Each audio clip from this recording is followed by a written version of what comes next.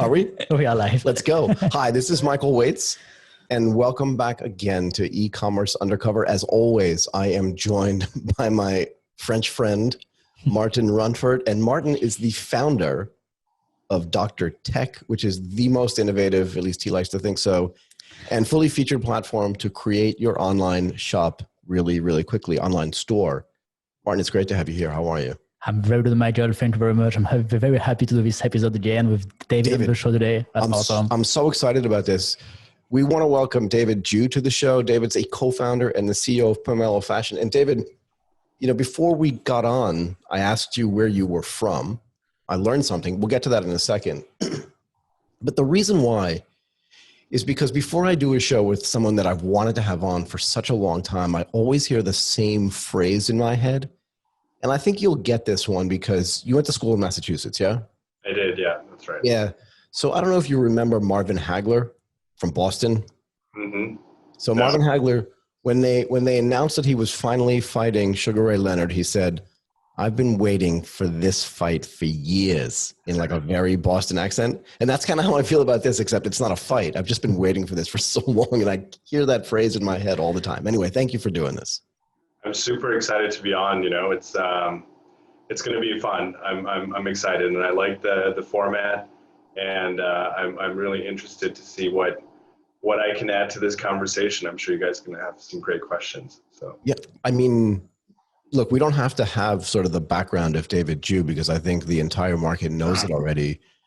But I think it's fair to say, and I guess the one thing I would ask you is, when you were at school and after you graduated, did you ever think that you would be, you know, like an internet and e-commerce pioneer? Because that's kind of what you are out here. You know what? I never thought that I would be considered a pioneer, but I always wanted to do something entrepreneurial starting in college. So I'm not surprised I'm doing something crazy out in Southeast Asia. But yeah, I really didn't think I would be in the fashion industry. So that one was a bit of a curveball. Yeah. A little bit, right? I mean, it's weird to think of just like being this age and just being a pioneer. I just think it's amazing. Anyway, let's jump right into some of the recent stuff that's been going on with Pomelo. You know, normally we do ask people to give a little bit of your background for context, but in this case, I don't think it's necessary at all. Maybe you can just walk us through a little bit about what the last year has been like, just in the context of COVID, if that makes sense. Yeah. So we raised a pretty big round in the end of 19. Yeah. And we were super excited. You know, we had this Omni-channel rollout strategy where we were going to basically kind of take what we had done in Thailand with Tap, Try, Buy in the stores and the whole kind of end-to-end integrated experience and bring it to the other markets in the region.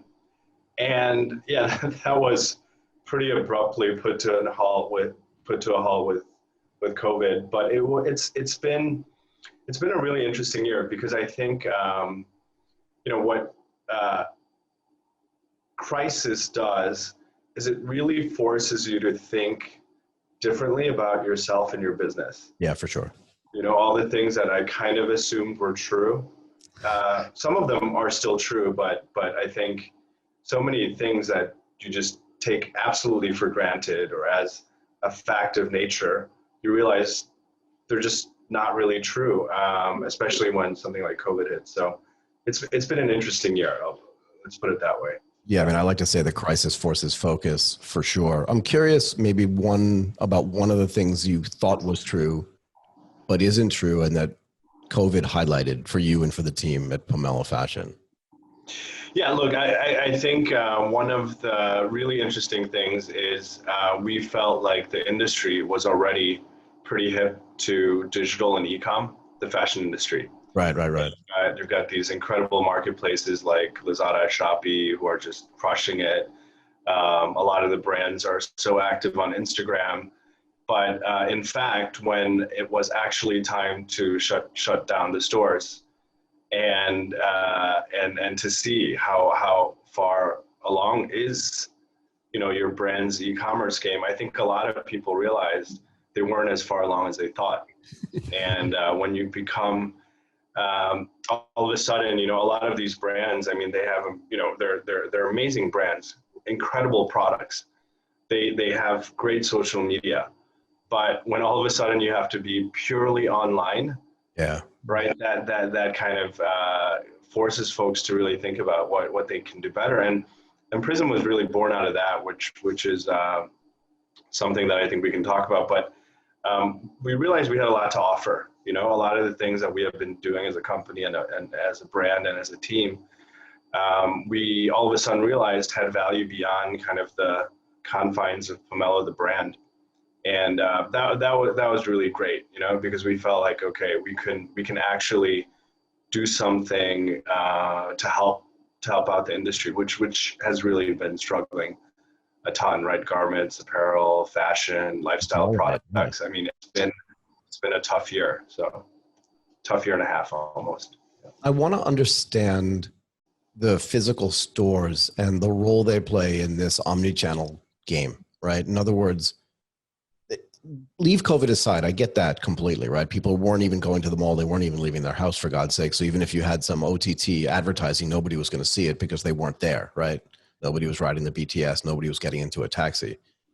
But the physical stores before COVID, was it meant to be sort of just a display of stuff that people could buy? Did we think that it was going to be a place where there was a lot of transactions were going to take place, or more of a place where products could get highlighted and then purchased online? Yeah.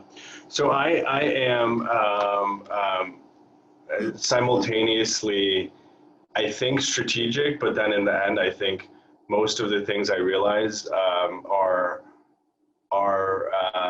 realizations when confronted with the decision. And it was funny because we were I remember sitting in a meeting and we kind of go around, give suggestions, updates on what's going on, and we have this meeting where we make decisions and important decisions. And somebody from the marketing team said, "Hey, David, grab Lazada, Shopee. They're all doing a ton of out of home right now, right? So like the BTS stations, roadside, like billboards, they're all being taken up by these big tech companies, right? We should do the same."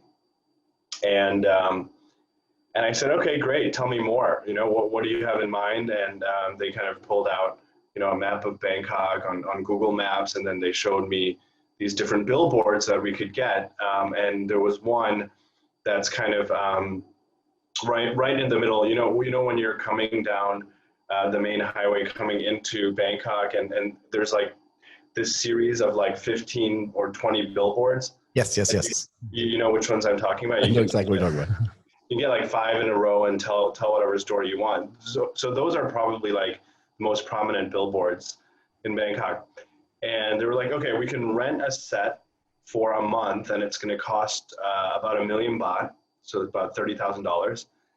And it's roughly catering to about 3 million people a month. So you're going to get 3 million people passing by." I said, "That's great. Of course, I know you can't measure the ROI. You can't really change the content freely. Right. You're not really targeting anyone, right? Other than people who drive cars, right? And are in cars, right? Humans in cars. That's it. That's all you get. Which is almost everybody, targeting, right? Like cars, yeah. People with or people who ride in cars. Right. Which is very interesting because when you start doing e-commerce and then it's all about like retargeting. Yeah, definitely. Like you get all of this set of data, and when you go to billboards, like very, very different kind of marketing and advertising, right? Yeah, I mean, it's kind of like the highway leads into Bangkok. Therefore, we know that the demographic is people who want to go to Bangkok. Like that's literally the demographic. So what did you do? So I was like, okay, that's cool. And I was like, okay, let's put it aside. What else? And then somebody in the same meeting said, "David, we have a location that we can rent at Central World to set up our first shop." I said, "Okay, tell me more." And they said it's about 3 million visitors a month to the shopping mall. The rent is 1 million baht. So it's exactly the same. Right. And yeah, I mean, based on our estimations, we think, it would be a great place to showcase the product. And if we sell products in the store, we would actually be also turning a profit. So it was kind of a no-brainer, right? When you put it in those like very comparable terms. Yeah. So yeah, the stores, they do three things for us. Number one, they are there to create brand awareness and for people to discover the brand and its products, and they can touch, feel, see what they think about the product before making the purchase. The second is it's an actual retail store, so you can go in and buy. So we get sales and we get profit, we get bottom line. And then the third is it's actually a try-on point. So it's kind of like a service point where you can do different things, right? So you can order anything you like from the app. We have over 40,000 products, now over 350 brands on the platform. And you can actually have any item delivered to the store within a day or two, and you can try all the products that you want to buy before committing to the purchase. So Central World is unique in that it's actually not that unique, but it is actually quite a good example of shopping malls in the region. There's a big office tower, right, also attached to it. So literally, how people kind of operate is they work there, right? Then they will go and get lunch in the mall, right? Then after work, they will kind of walk around the mall, maybe watch a movie, and then they'll go home, right? And then on weekends, people who live in that area, they kind of go there and they'll kind of spend their whole day there. So it really made sense to do that, and that ended up being huge. So if you take that one location, over 40% of the sales comes from people pre-ordering items to try on and then actually trying them on in the store. So it really is. There's honestly more than just stores. So they also generate app downloads for us. So our offline stores are one of our largest sources of online users and app users.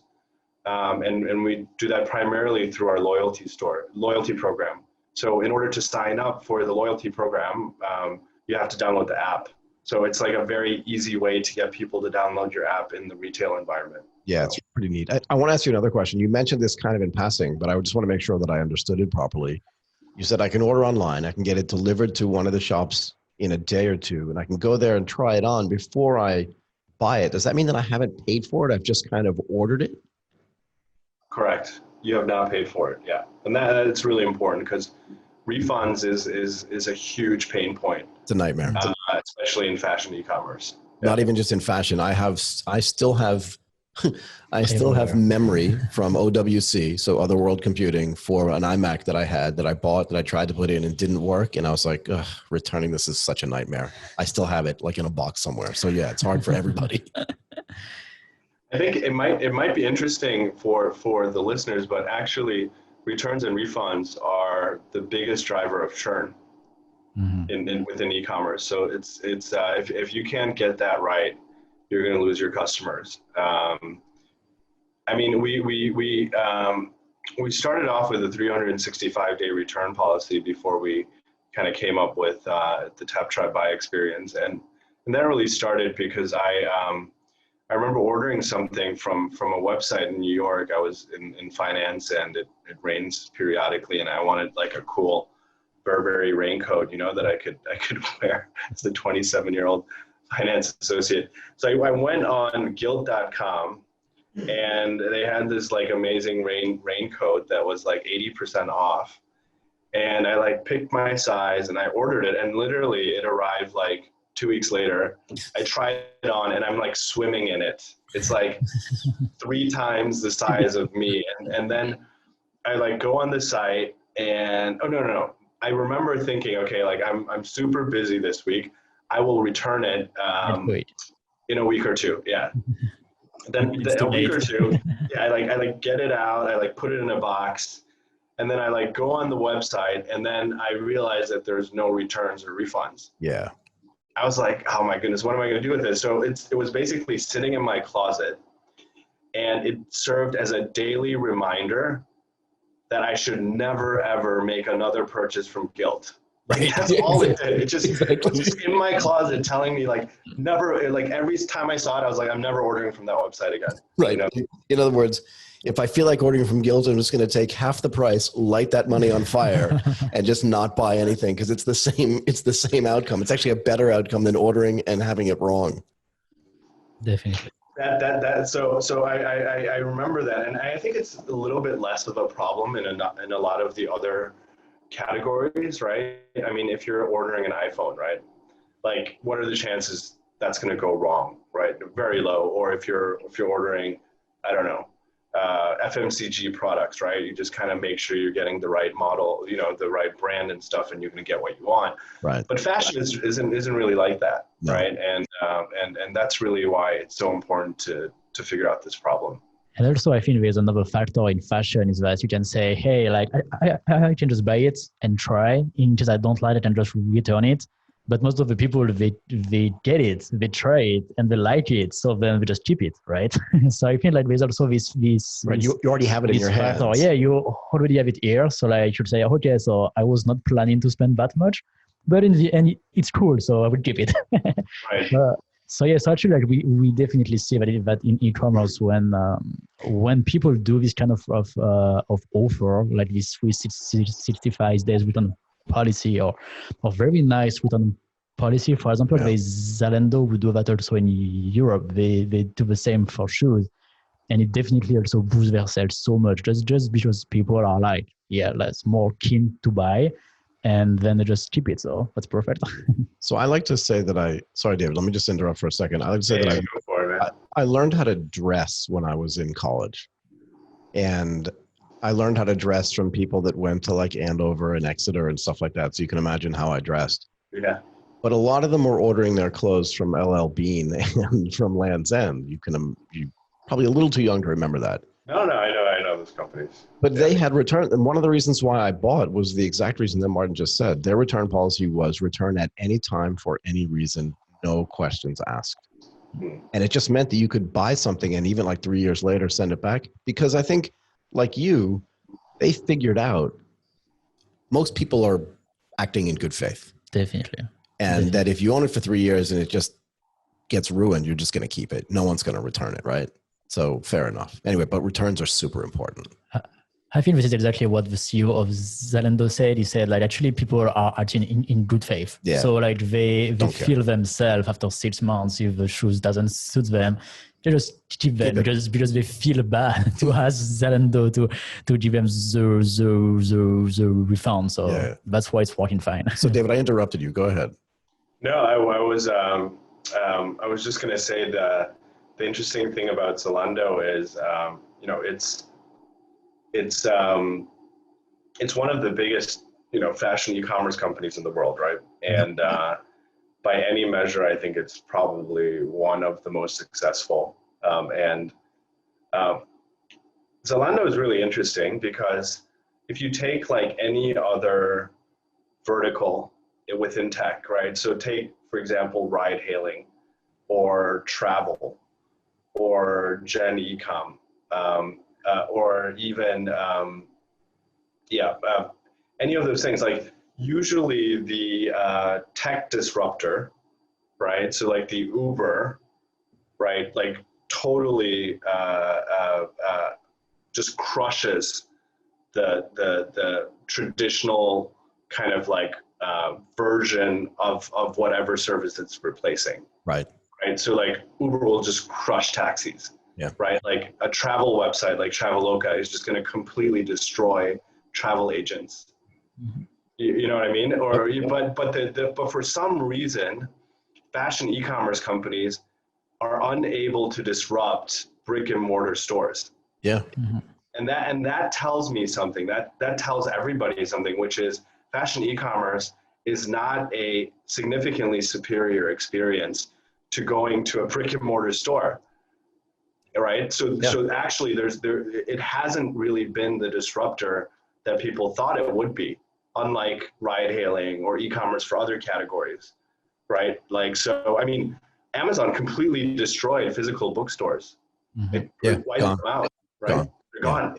But today, if you go to a shopping mall, there's still like, you know, there's a Polo Ralph Lauren, there's a Zara, you know, there's a Nike store, it's all there, right? Like nothing has really happened to it. So that's the size of the opportunity, right? Like it's one of the biggest spend categories that has yet to truly be disrupted. Did that surprise you? Very exciting. Yeah. Did that surprise you?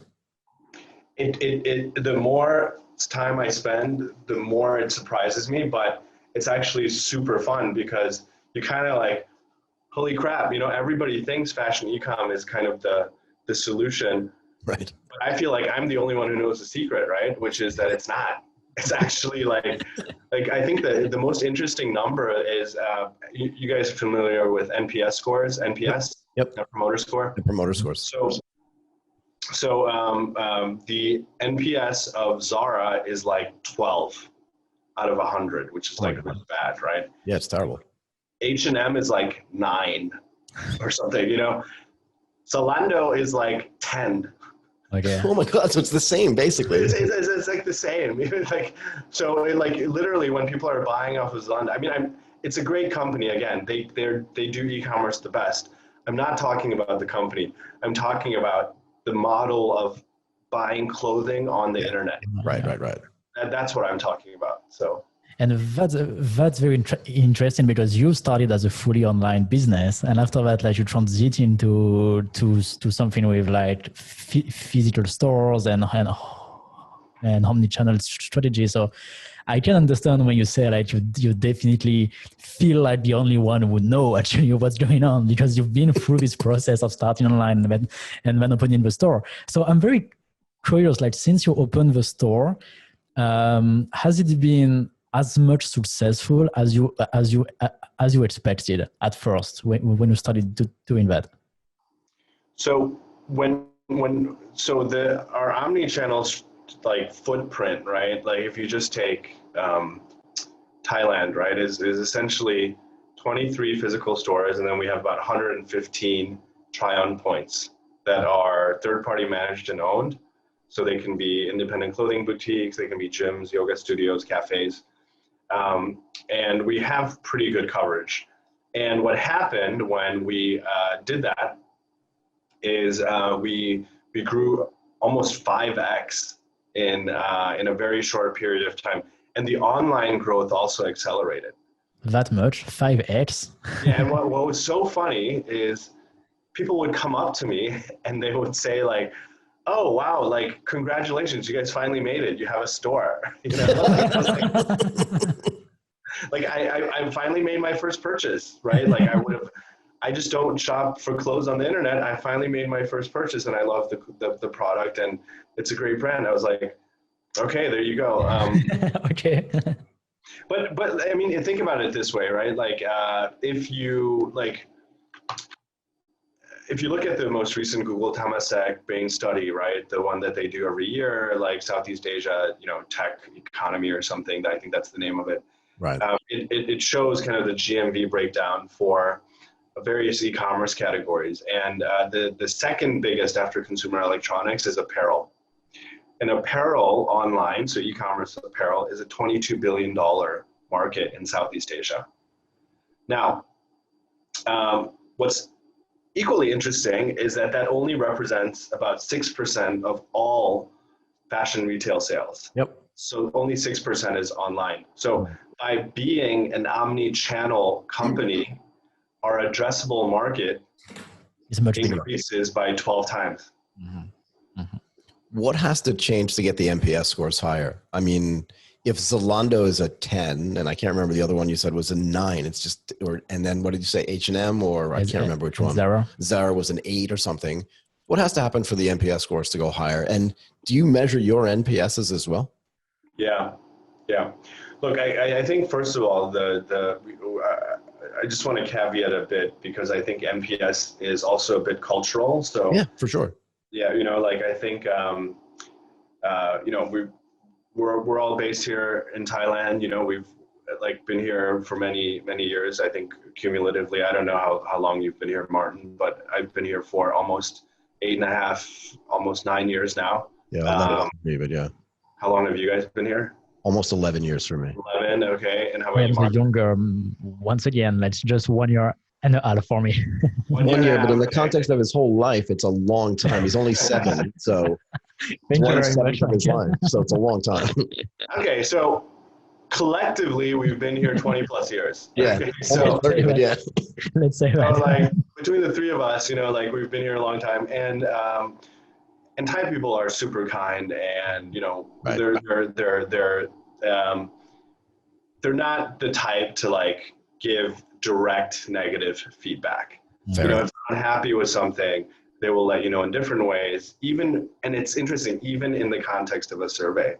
So, so yeah, our NPS score is always around 70, which is good. So like I think that's like top 5%. Right. For consumer brands. But I don't take all the credit for it. I think a lot of it just is our biggest market is Thailand, and the Thai people are just really kind.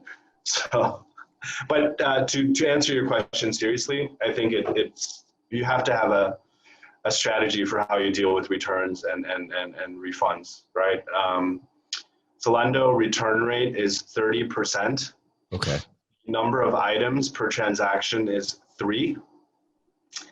So if you do the math, what that means is actually one, if you order 3, most likely 1 out of the 3 is you're going to need to return.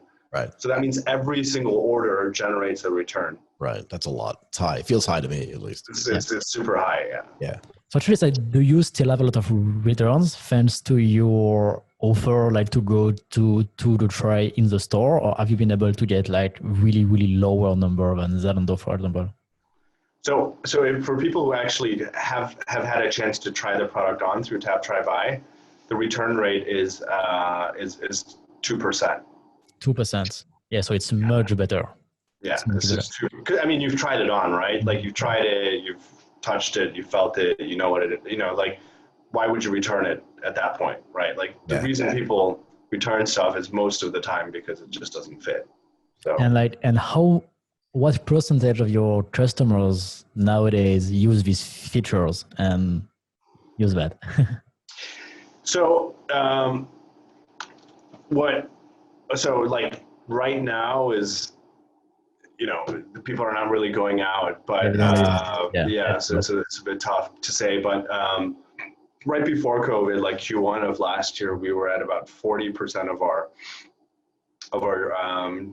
GMV was going through that. And if you look at the customers who use Tap Try Buy as their primary method of transacting with Pomelo, their purchase frequency is about 40% higher. And their CLV is also much higher. So like retention is better, frequency is higher, CLV is higher. And the last thing, which is really like something I shouldn't be telling people publicly, but I will anyways, is the unit economics are much, much better for us because when you do pick up, when you do Tap Try Buy, just stick with the Central World example, right? Like we were getting about 100 transactions through that one location for try on, right? So if we had to service those 100 orders via e-com, so ship to home or office or whatever, then we would have essentially ended up paying, between 30 and 60 baht all in for logistics times 100, right? So for, all the math gurus out there, that's like 3,000 to 6,000 baht, right, or $100 to $200 a day. Now, for Tap Try Buy, what actually happens is we have a logistics network within Bangkok, which we, lovingly have called Pomelo Wheels. So that's what we call it internally. And Pomelo Wheels is a network of trucks that have these fixed routes. And one truck can do up to 6 locations in a day.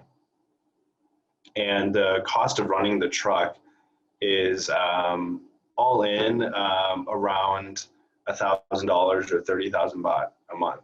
Yeah. So if you, So yeah, so you just deliver to one location. So in the end, it's way cheaper for you to It's way do that. way So way cheaper. Yeah, so it's about 1,000 baht a day per truck.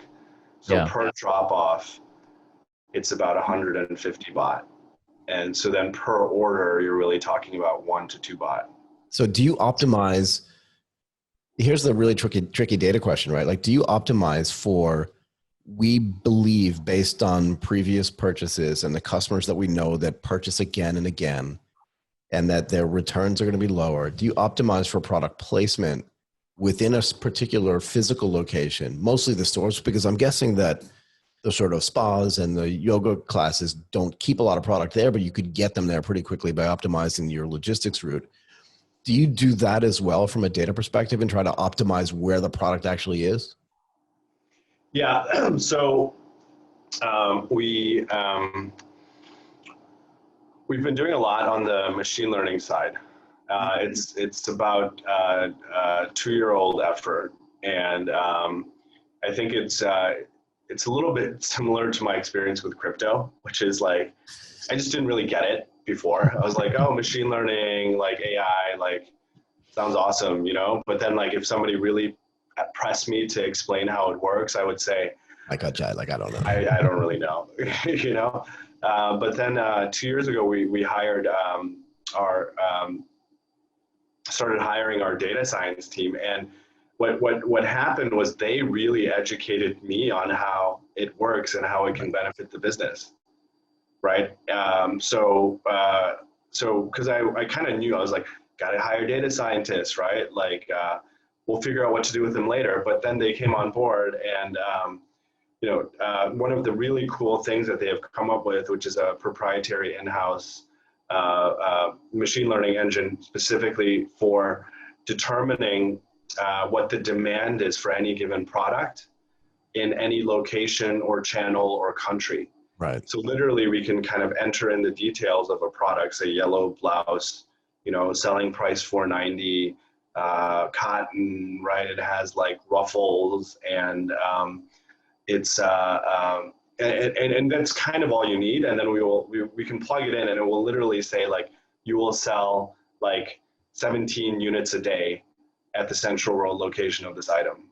So that was a huge game changer, just kind of being able to get that level of confidence around how a certain product will sell. Right. So we do a lot of that at the moment. and how accurate is it? Is it like super accurate? Are you very happy with the result, or it's just accurate sometimes? So when you talk about like accuracy of these models, right? Like I think what you can do is you can actually like run your model against all the historical data that you have and see how accurate it is. So that's one way. And if you look at it on that metric, the accuracy is very, very high, because that's really the data set that you're optimizing against. Right. Right. Now, when we do the actual forward-looking, it's been a little bit more challenging. And again, I think the team has done an incredible job. And the backward-looking test is a real test, right? Like it gives you, the numbers that you get are completely credible, right? Right. Now, the problem is that there are a lot of exogenous factors at the moment that are completely just blowing up every data model, right? Because they're just blowing up. And it's primarily called COVID, which is like, we did not realize that people would just be like, there would be a global pandemic and people would just be staying home. So all of a sudden, like, the model has gone haywire, right? It's like, wait, I don't get it. Why are the sales down? Why are dressy tops not selling anymore? Why all of a sudden is everybody buying sweatpants? But it's not something that you can explain using the machine learning, because these are completely new data points. What we have been doing though is I was working with Kavi, who is I think he's he's like an aeronautical engineer or something. Like, I think he's literally yeah, he's kind of a genius. But like, I was like, dude, Kami, can you put COVID into the model, right? Like, can we just like put all the code? And he was like, yeah, let me think about it, right? And he like thought about it for a week or 2 weeks, and then he was like, Dave, look, I like kind of put in, like the COVID case data and then like the rate at which it's spreading, and I put in some geographic information for it, and it's all coming from various credible kind of databases where all the COVID stuff is being stored. And when I added it in, we saw like a 6 to 8% improvement in the accuracy of the model. I was like, that's not surprising, Right, not shocking. It's not shocking at all. But yeah, we have been trying to get that in there. So the good thing about having your own in-house team versus relying on kind of a out-of-the-box product is you can keep innovating. Yeah. So. Yeah, you can definitely do that, and actually, like once the situation gonna come back to normal as soon as possible, we hope. Like you're gonna have an edge of all these years developing that and trying to understand that, and like putting all the data and experiment and test. And it might work much better in like 3 or 4 years once everything comes back to normal. But you've been developing this for 6 years, so you have all this experience to make it like perfect. So yeah, so I think maybe that's just an opportunity for you to master the software right now. Yeah, it's been super cool, and I've really learned a lot. And they just move at light speed, the team. I'm always super impressed. Now they're starting to use that model to do kind of like automated pricing. So like all of a sudden, if you can forecast the demand of a certain product, right, then you should also be able to use that same model to say what the optimal price point of that item should be. So now they're also doing pricing. They're working on kind of more automated allocation of products across the different warehouses and networks we have. So yeah, super cool team, and adding a ton of value right now. So you've been at this for how long now? So Pomelo's been 7.5 years. Oh my God. Okay. That's a long time. Yeah. So one of the things I think about, and Martin and I talk about this a lot offline, right, is that sometimes you have to build all these internal products for yourself. And as you learn and iterate around the sort of technology and the products that you build to do your job internally, I mean, this is how Slack was built, right? You finally figure out, wait a second, in a way that like Amazon did with AWS, maybe we're not the only people or companies that can benefit from this. And with my limited knowledge, or with our limited knowledge, that's kind of what Prism looks like to us. That you learned all this stuff, you systematized it, you were sitting around one day, of course, not just one day, but you understand the analogy, right? Sure. And the team said, everybody's suffering, and we built all this great tech, and maybe other people can use it. Do we have this even close to being right? Yeah, you kind of hit it on the head. That's exactly right. So tell us what Prism is then, because all the learning, that's why I asked you how long you were doing it. 7.5 years is a long time to do anything. What is Prism? Yeah, so Prism is essentially a new business unit within Pomelo, and it's exactly what you said, right? We took all of the things that we have built over the last 7.5 years as we've built Pomelo, and we've turned it into a platform that people can access. So we have a variety of different capabilities that we're now offering to brands, companies that want to scale digitally much faster, right? So so it's no longer about just having a website or listing your products on a marketplace, right? Like you really need to think and have a variety of tools and capabilities to really take that leap. And that's what we're basically, turning into a product that people can access. That's the idea behind Prism. Sorry, I got so many questions. Go ahead. You have same for me. I have so many questions. but let's try maybe with the most simple one at first. Like, is it only for fashion brands, or do you think of using that also, like all the data? Like, I mean, for example, all the marketing data, all the all the traffic that you can have in your stores or in your website could be used also by some other verticals, or is it only for fashion?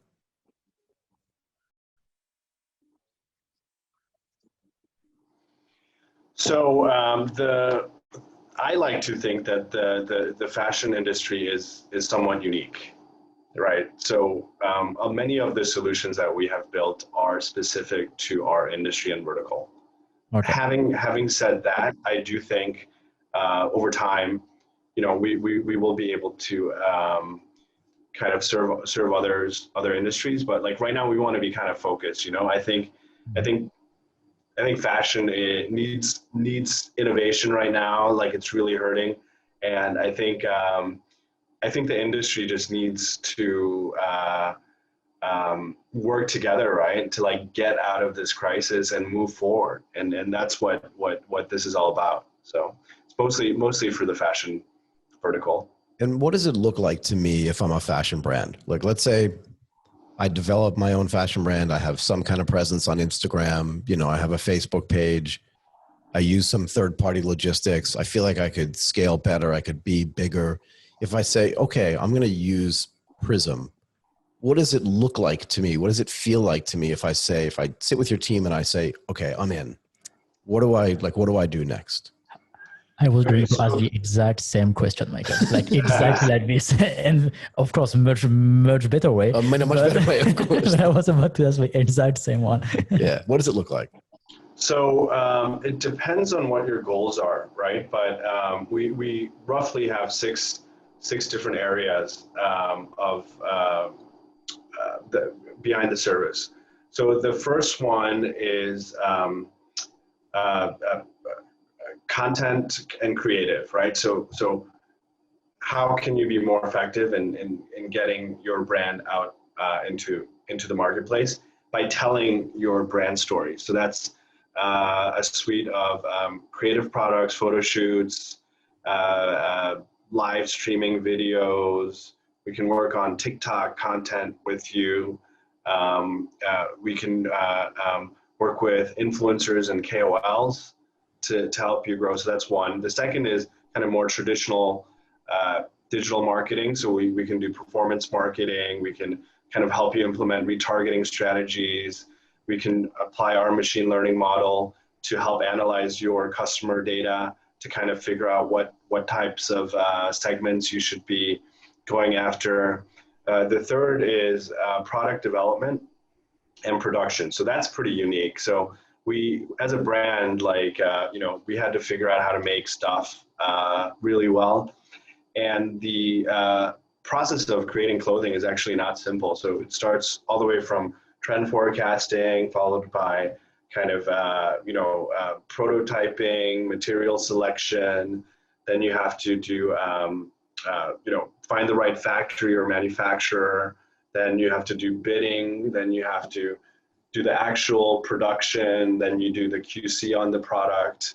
And then you have to kind of do the logistics and all of that. So we took that whole thing and turned it into, and created a piece of software that manages it all. And it's called Henry. So, we're working with a brand now. She's the person behind the brand. She is one of the most dynamic, kind of incredible fashion people, but she's always focused on kind of more evening wear, like party dresses, like this kind of stuff. But she really wants to do denim. So I can't give more details than that, but we said, amazing, let's do it. So we said, what are you looking for? Blah, blah, blah, blah, blah. And then we kind of plug it into our software. And 4 months later, she has an amazing kind of denim collection that she can launch that's sustainable, that's really high quality. And she just had to kind of like speak it into existence, right? So that's the product development piece. We also have kind of core commerce features that people can utilize, including personalization and omni-channel. So as a brand, if you want to offer tap, try, buy, that's something that we can turn on for you. And then we also do kind of more basic logistics and warehousing, but we do it in a way that's appropriate for fashion, right? So like clothing needs to be handled differently from other categories. And then lastly, it's really kind of the, I would say more of like a strategic partnership approach where, we can actually work with you, kind of plug in the systems that you have into our systems to see if we can do something even more interesting. And those are more one-off type projects where we can be a bit more specific to that brand. But the rest of it is, those are really the building blocks, right? Like you gotta do all of those things really well to be successful. So. And is this a marketplace model, which sounds like a very simplistic question, or is it the case that, and maybe it's a hybrid, right? That Pomelo can use this as a way to build new brands, if kind of in a similar way that like Una, I'm sure you've read about this or you've listened to it on our show, but like Una Brands is going out and buying other e-commerce companies to try to make them more efficient and more, all that kind of stuff, get economies of scale. Is this kind of a way of doing that in just a quieter way by offering the technology there and then taking an interest in the brands that you think are going to be the biggest brands, as opposed to just giving them the platform to do it? So there's one thing that as a red-blooded American, I truly believe in, and that's the power of ownership. And I think like, the reason great companies are built is because there are people who have ownership and they have their vision for how they want to do things, right? And that energy is what propels a lot of things forward. So we're not going to come in and say like, we want to buy your brand and we think we can do it 10 times better than you. That's not really, I don't even think that works. Neither do I, to be fair. Neither do I believe it.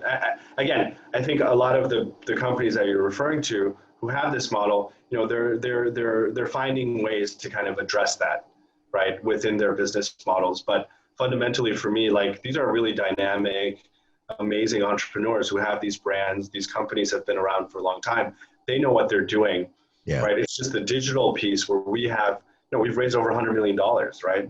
Yeah. Like, what have we spent that money on? I don't know. Like we spent it on developing tools, technologies, like, so yeah, like let us take that work that we've done and let you figure out how you can be successful with it. But we're going to be right there with you, right along the way. And hopefully more and more of these services can actually be turned into SaaS products that people can actually just access directly through the platform. So that's kind of I would say a 24-month kind of goal. Right now it's really just in its infancy. So we're kind of figuring out how to make everything work, and just trying to be a lot more client centric, if that makes sense, rather than trying to impose like a certain UI or a platform at this stage, because we just need to understand how people want to work. Right. And make sure we get that right. So we have about,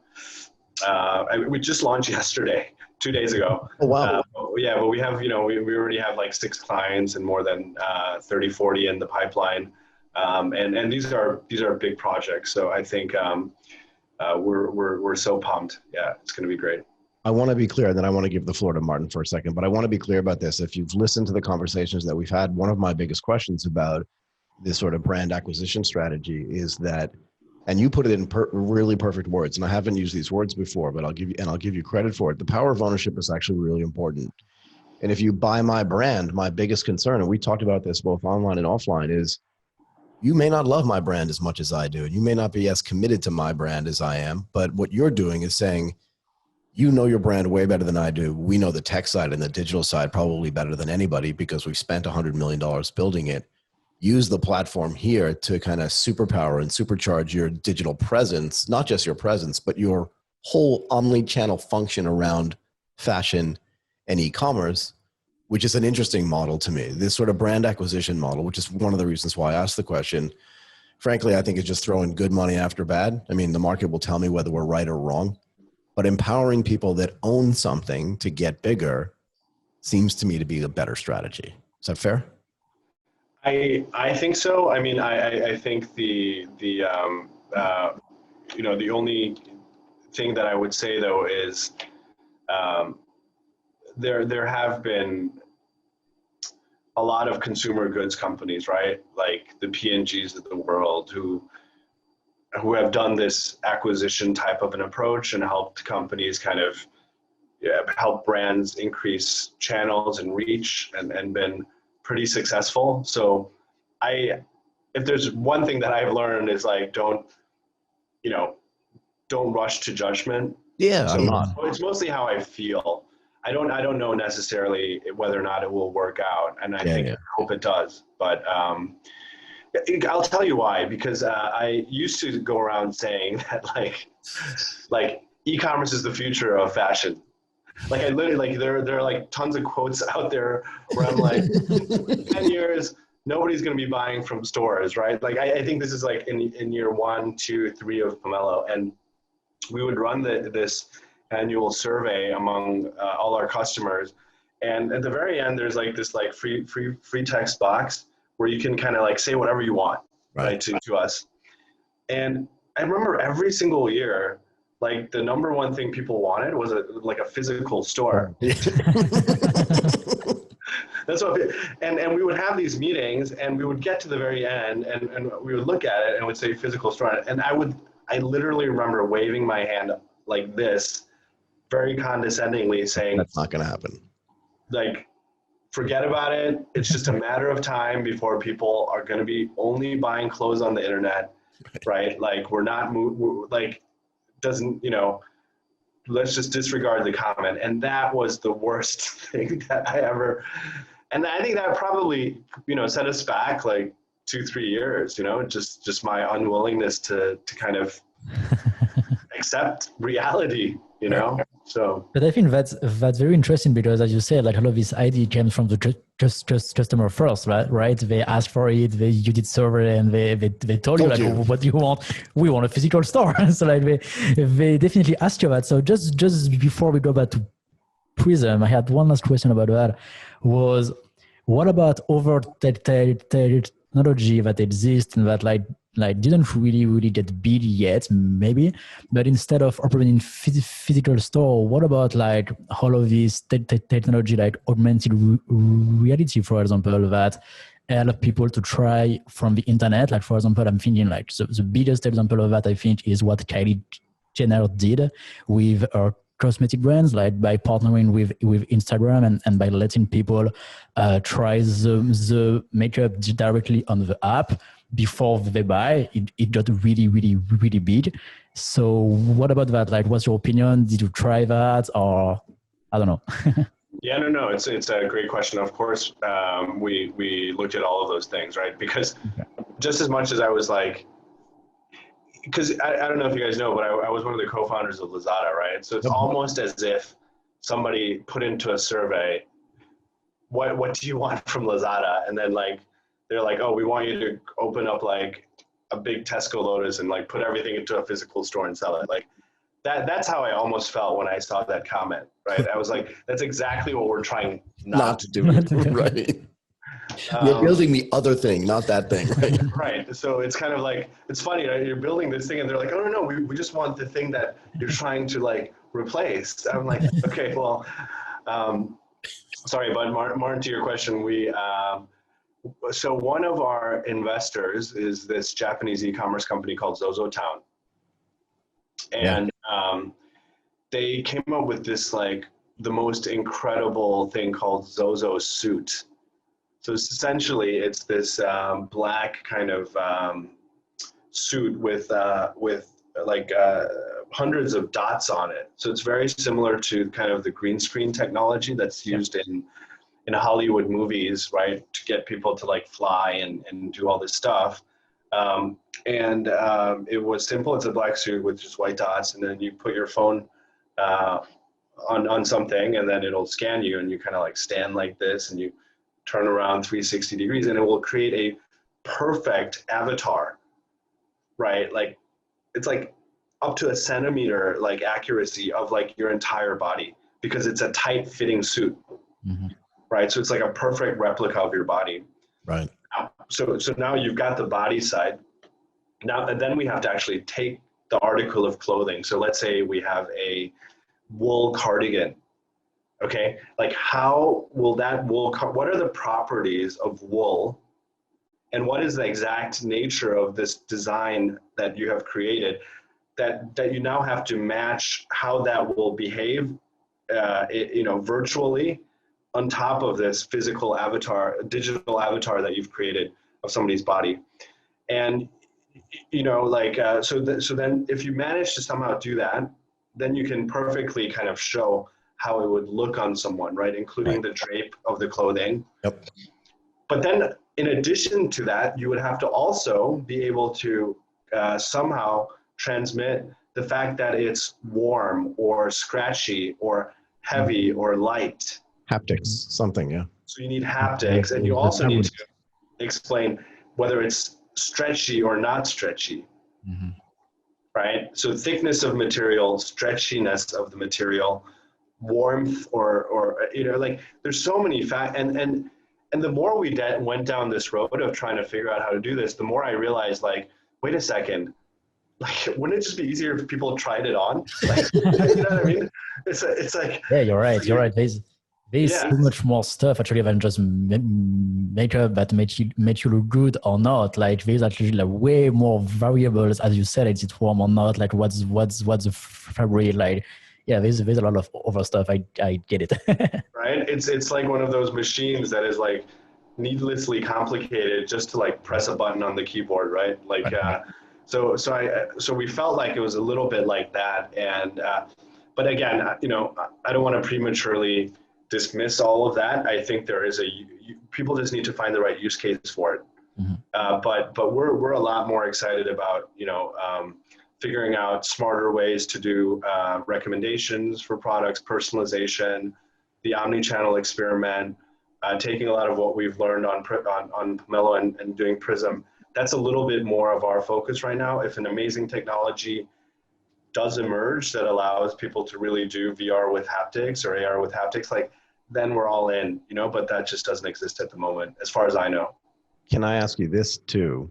Just getting back to this survey you said that you did where people were telling you they wanted physical stores. I love your whole telling of that story. It's so great. Yeah. But if you did a survey today, or maybe you're still doing those surveys, is there something like that at the end of every survey your customers are telling you that they want now besides the physical store? Do you know what I mean? Where you could just use that as guidance for the next product kind of thing?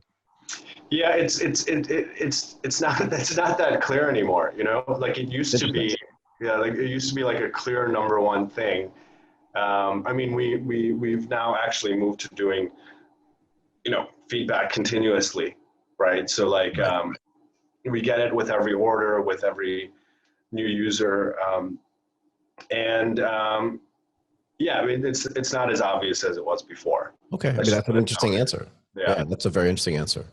Yeah, so it's, sometimes I wish the price was a little bit lower, or somebody might say, I wish there was a pickup point that was closer to me. Right. Or they might say like, oh, I wish you had larger sizes or smaller sizes, but like, it's really a lot more. There isn't any more low-hanging fruit, like opening a physical store. It just keeps making me laugh. I don't know why I find it so funny, but it's so great. Yeah. It's very funny, but actually, it's once again great that you listen to all of these survey and all of these customers and all of the feedback. I guess it gives you like so much insight about what they want and what you can do in the future. And like the best example is that you actually did the physical stores and it works. So like yeah, 5X is definitely working. It's definitely working. So yes, of course, maybe like nowadays it's a bit different, but once everything's gonna get back to normal, it's gonna be great. Yeah, I think that's that's something I've been thinking about a lot, and what I just want to say about the whole things going back to normal is, if you look at what's happening in the U.S. right now, right? Like they ran out of cars to sell. Like they don't have enough cars to sell anymore.